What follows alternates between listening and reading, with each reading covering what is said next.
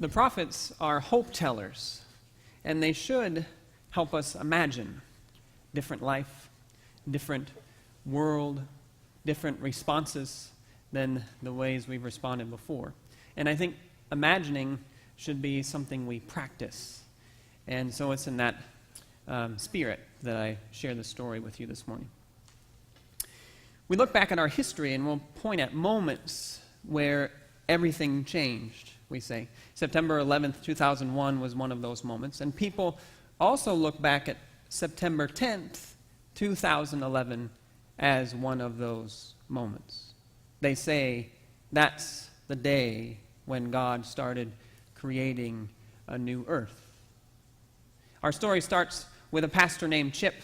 In August of 2011, he was the pastor of a megachurch in the suburbs of Milwaukee, in Pewaukee, Wisconsin, just outside of Milwaukee. He was the pastor of the megachurch, and he walked into his office on August 1st in 2011 and started sorting through his mail, and there was one piece of mail that was a self-addressed, or it was a handwritten address on this envelope, and it was from the Islamic Society of Milwaukee, addressed to him. So he opened up the letter and he started reading through this handwritten note, and it was an invitation to a service of remembrance marking the 10-year anniversary of September 11th. And at the bottom it said, Allah dreams that we'll be friends. I hope you can come. And he held on to this note. And he wondered what the inside of a mosque would look like. He'd never been there. And it seemed like a delightfully unchristian thought.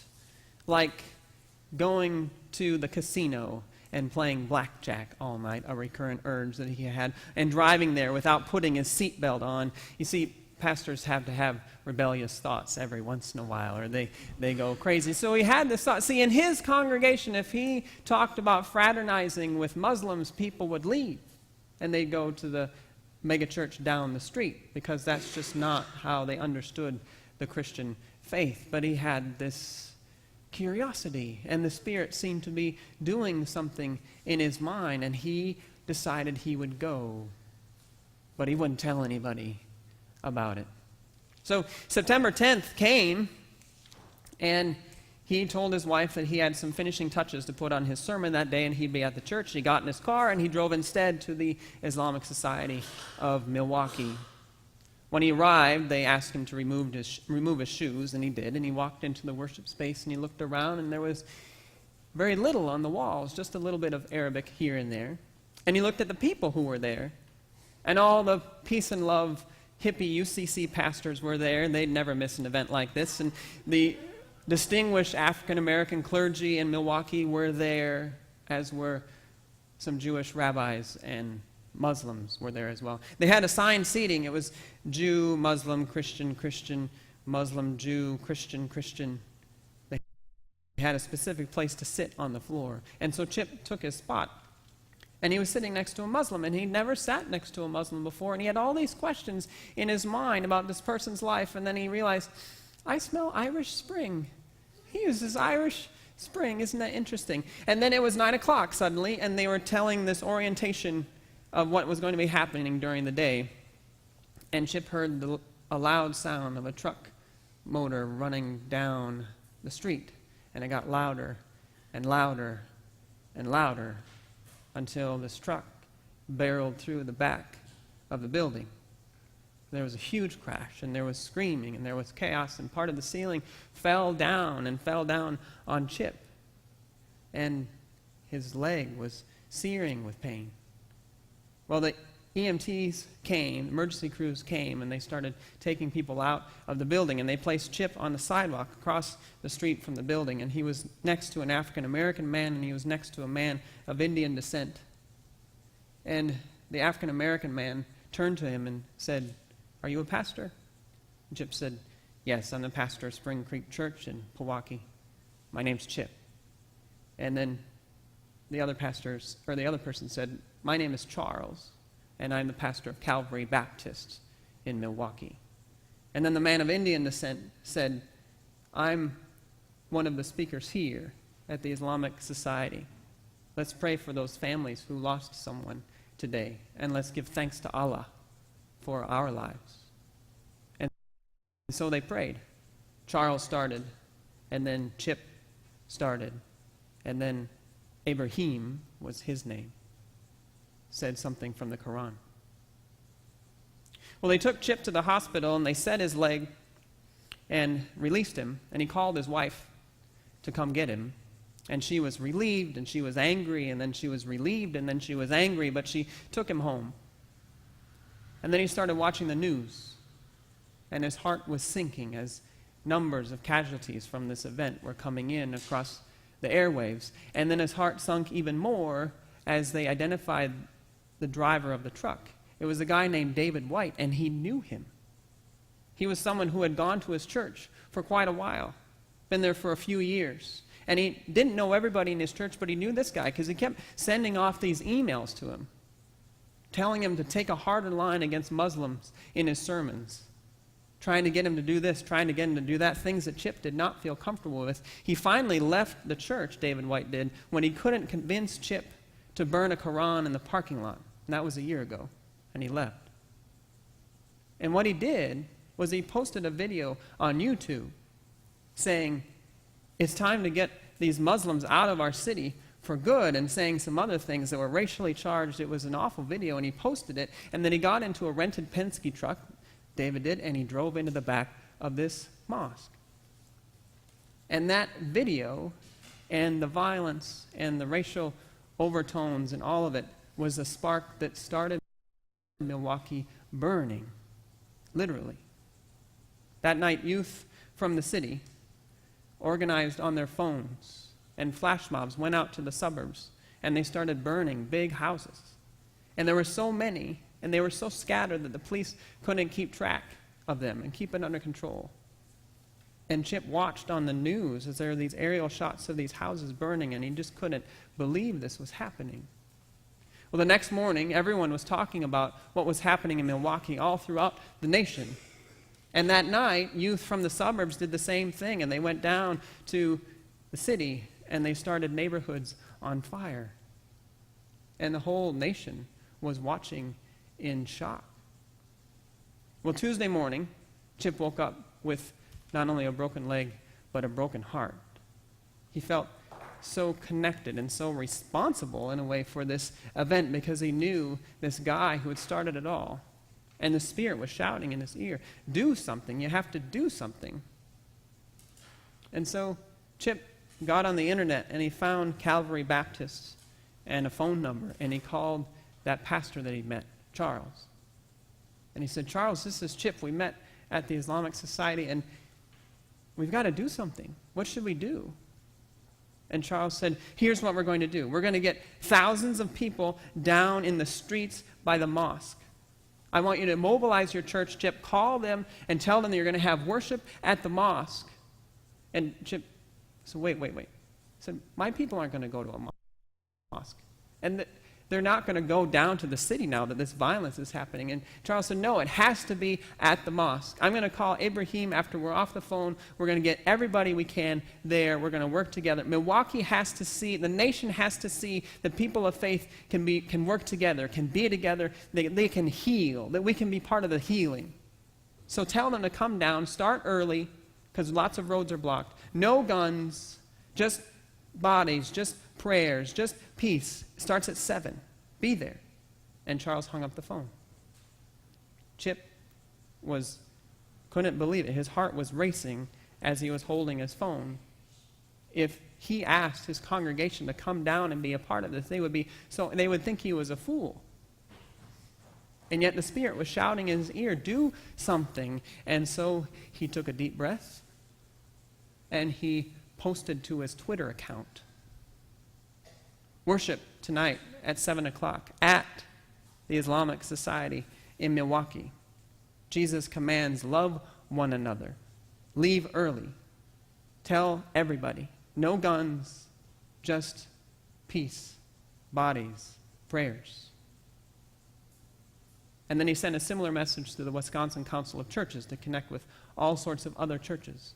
And immediately his phone started buzzing.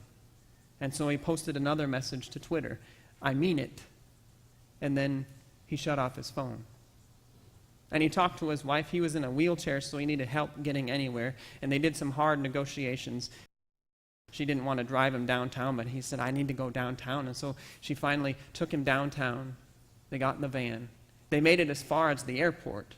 And then they had to get out and walk because the roads were blocked. And she wheeled him the last 3/4 of a mile to get to the Islamic Society. It was about 3 p.m. when they got there. Charles was there with Ibrahim. They were setting up some sort of stage and amplification system. And people were coming in. Members of the African American community and churches were coming in. Muslims were coming in. Jews were coming in. Other Christians were coming in. And Chip recognized a few faces from his congregation, and he smiled at them. By 3:30, there were 250 people there, Chip thought, so he got on his phone and he started tweeting, 250 people here. We need thousands of people here. Come down. Tell everybody you know. Come down for prayer, for worship tonight. And he told everybody who was there, work your phones. Tell everybody you know. Get people down here. We need thousands of people down here. By 4 o'clock, there were 1,000 people there. By 5 o'clock, there were 5,000 people there. And now the news channels were picking up this event. And they did some aerial footage, and they could see people walking the streets, going to the Islamic Society in the streets there. They had reports of people getting in their cars in Chicago and driving into Milwaukee, and getting in their cars in Green Bay and driving into Milwaukee. There were all sorts of people showing up. The new thing that was happening was the response for peace was just as strong and just as fast as that turn to violence. Something new was happening. At 7 o'clock, there were over 50,000 people there. And Chip took the microphone and started speaking. And he said, I was afraid to be here tonight. I was afraid to come to a place where violence was happening. And I was afraid of being seen, what my church would think of me holding hands with my Muslim brothers and sisters. And then he grabbed onto Ibrahim's hand, and he grabbed onto Charles' hand. He said, but at some point we have to stop being afraid. And we have to serve one another. And we have to start trusting one another. All of you being here says that we're capable of more than fear. We're capable of being people who heal. And it's time to heal our city. And then Charles stepped up to the microphone and he started singing.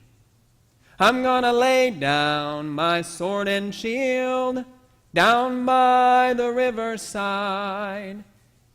And 50,000 people who were filling the streets started singing, and this song started rising to the sky. They sang all night. And as they got tired, people opened the doors of their houses, and they said, oh, you can just sleep on the floor for a little while. And people started sleeping on the floor. And then the next morning, restaurants came down and shared food with them. They wanted their city back too, and they fed all the people who were there. And then everybody started cleaning up the city. Picking up broken glass, picking up burned debris. They were cleaning the city, and they were working on their phones, telling everybody they knew in the 5-state area, come down to Milwaukee. We're taking the city back. Come down. We need peace. We need prayer. We need you. Come down. That night they had another worship service. There were hundreds of thousands of people this time. They had big speakers and big screens that came in from somewhere, who knows where.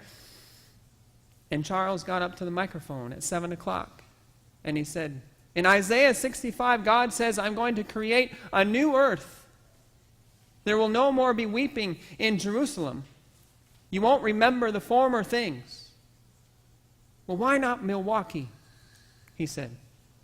God says, you will build houses and live in them. You will plant vineyards and eat the fruit. So here's what we're going to do, Milwaukee. We're going to grow food right here in the city. We're going to grow food, and we're going to eat it, and we're going to sell it. We'll take abandoned lots. We'll take vacant lots and parking lots and burned lots, and we'll bring in soil, and we'll build hoop houses, and we'll build greenhouses. We're going to do it together, rich and poor, Christian and Muslim, black and white, together. If you need a job, you can have a job. We've got lots to do. We have a website, Growing Milwaukee. Go to the website and donate so we can get started. And then there was this commotion in the crowd. And up came Prince Fielder, the first baseman for the Milwaukee Brewers. And he came to the stage and he said, I'll donate $100,000 to this to get it started. And everybody cheered. And the burning started to stop. And they got to work. They started building greenhouses and building hoop houses and bringing in soil and planting food. And they started harvesting the food and they started eating it. And everybody was watching Milwaukee. And it started a trend. Other cities started doing this too. And then once it got out to Hollywood, all the movie stars went crazy with this. And they started tilling up their front yards of their mansions and putting in gardens in their front yards. The paparazzi got pictures of Angelina Jolie and Julia Roberts behind a tiller in their front yards, tilling up their lawns to make a garden. George Clooney was on Letterman talking about 10 recipes, the top 10 recipes for zucchini from his front yard garden. Martha Stewart sent out her garden magazine in the spring, and it was about front yard gardens and making them beautiful, making them the best, and having fruit trees and vineyards and bees in your front yard. By the spring, everybody in Milwaukee and the suburbs was tilling up their front yard. Everybody across the nation was tilling up their front yard. If you weren't doing it, you just weren't cool. Planting carrots and spinach and everything else. They called it the American Spring. It was a time when the culture of the country started shifting. People were spending time in their front yards with their neighbors. And they knew their neighbors. And they started loving their neighbors and trusting their neighbors. It happened in small towns. It happened in cities, in the suburbs, and in this inner city. People trusting their neighbors. And there was all this food. There was an abundance. So they were sharing food, and more people had enough. And there was less and less violence. And there was so much to do with all this food. And so there were jobs. And people had work. And they were eating the healthiest food. And so they were the healthiest people. It changed everything. People were building houses and living them. They were growing vineyards and eating the fruit. God's dream was coming to fruition. May God help us dream.